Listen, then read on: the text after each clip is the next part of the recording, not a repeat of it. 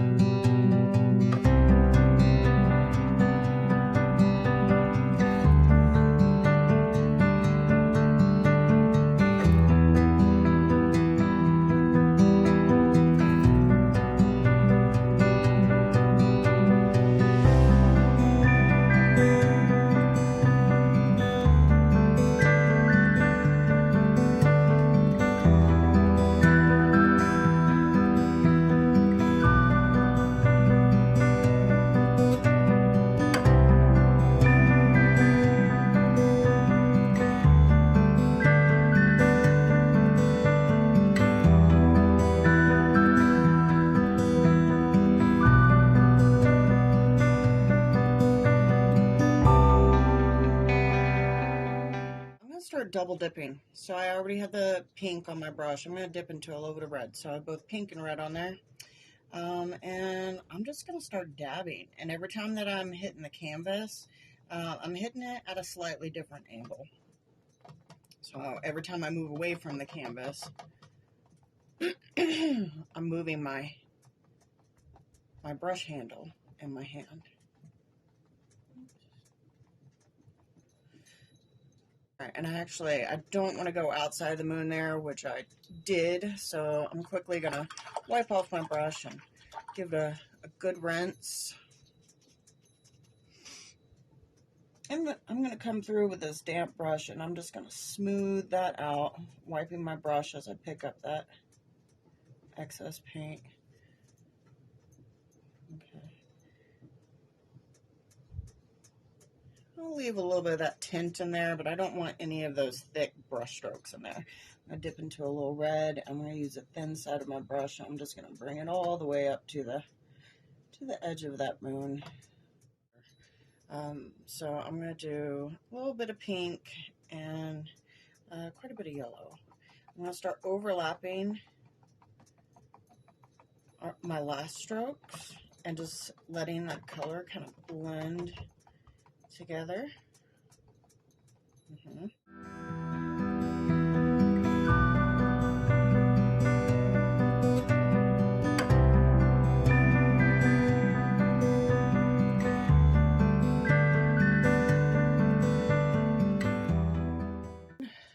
I want one side to be kind of like my darker side of the moon. So I'm going to go with my darkest colors on here. Well, excluding the black, but I'm going to go with red and orange. I'm going to go back into some of my lighter colors and maybe throw teeny tiny little highlights on some of those shadows. Alright, so I wiped off my brush. I didn't rinse it, I just wiped it off. I'm going to start dipping into some of these lighter colors. So I have pink and I have some yellow. And I'm just going to barely mix those together. And I'm going to dampen my brush. I just barely dip the tip of my brush into my water. And again, working that out, making sure it's nice and thin. I'm going to go with kind of an inky consistency. And I'm just going to go around the edges of that moon, just doing a section at a time, going back and forth. I'm just tinting the glow of that moon. Then I'm going to dampen my brush a little bit more, work it out into another spot on my palette, make sure it's nice and watery this time. And I'm going to go over the very outside edges with the wide side of my brush, just back and forth, and then I'm going to start bringing it out, letting that paint just kind of run out on its own. Now I'm going to go do another section.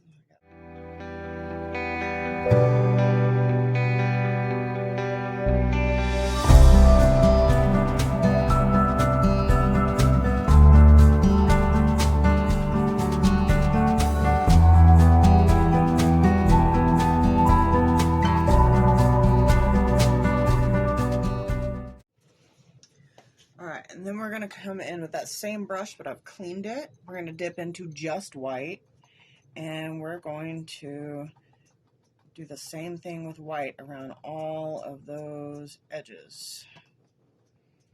And we want the white to be kind of thin so that when it dries, the color underneath will come through, but at a lighter tone. So after you've dipped in your brush and then you start pouncing, it's a little thick, just go around. It's going to look real sharp edges there. Just go around and kind of let that paint fizzle out. And when that paint is fizzled out, go back to those thicker areas. Okay. So everywhere where you have that white base coat surrounding the shadow, you're going to do this. It's a little tedious, so remember your sound effects. Sing a song, you know, whatever you're into. And if you start to pick up high pigments of paint of any of your shadow colors, just wipe off your brush. You can even give it a little rinse. You know, say you go into a part that's not dry yet, like I just did there, but look, kind of looks pretty nice. All right.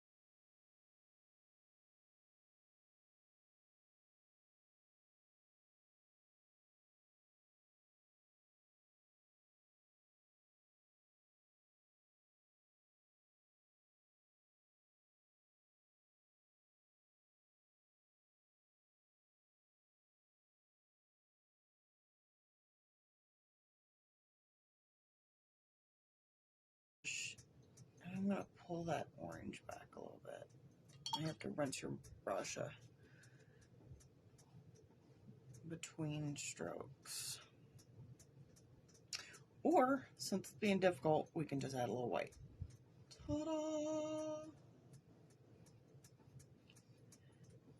Alright. And you can build onto that halo as much as you want or as little as you want. Know when enough is enough. You can always add. It's going to be a little more of a challenge to take away. Right here I have a straight line showing up on the surface of my moon, so I'm just gonna stipple some white on there so that it's gonna end up looking like shadow and light. I do that everywhere where I have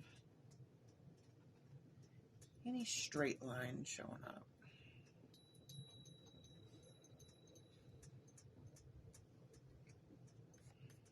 Keep that white nice and thin, and when it dries, the undercolor will tint it a little bit and it'll come right through.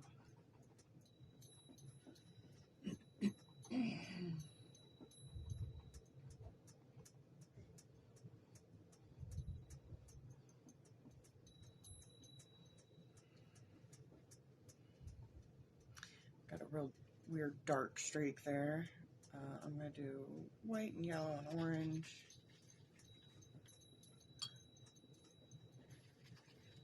Maybe some more white.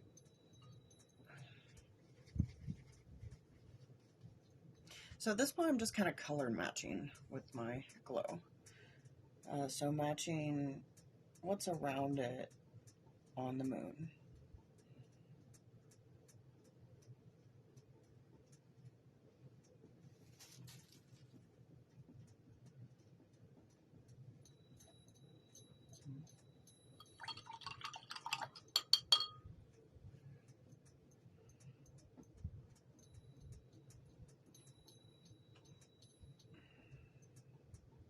Since this is black underneath there, that'll have to dry completely and then come over with another layer of paint.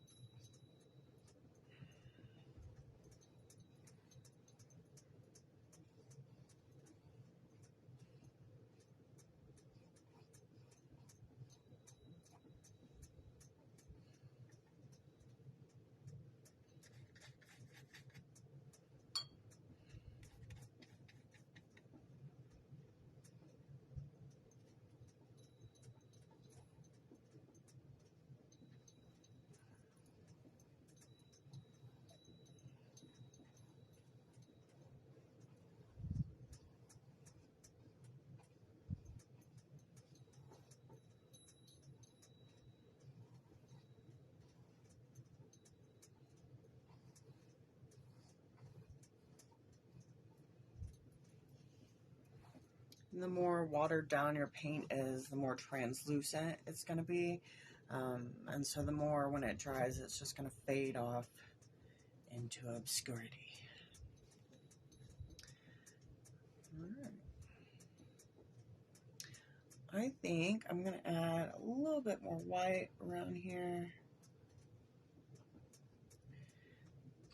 And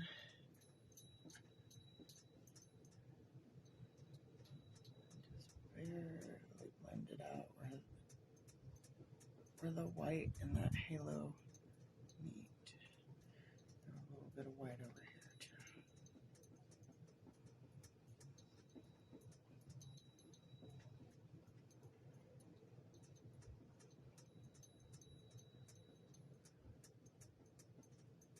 Blend a little white in here.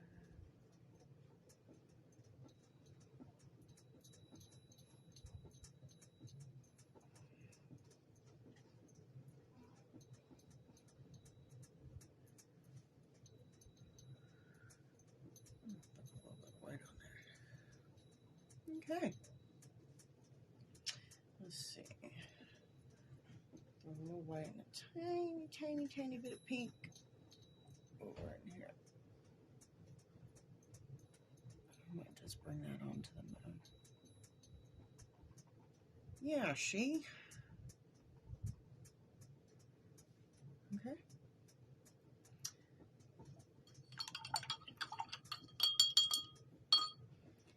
And there you go. There's a moon. You can do this with blue, whites and blues, and maybe some grays, even blacks. Do it, you know, with greens, whatever color you want. All right.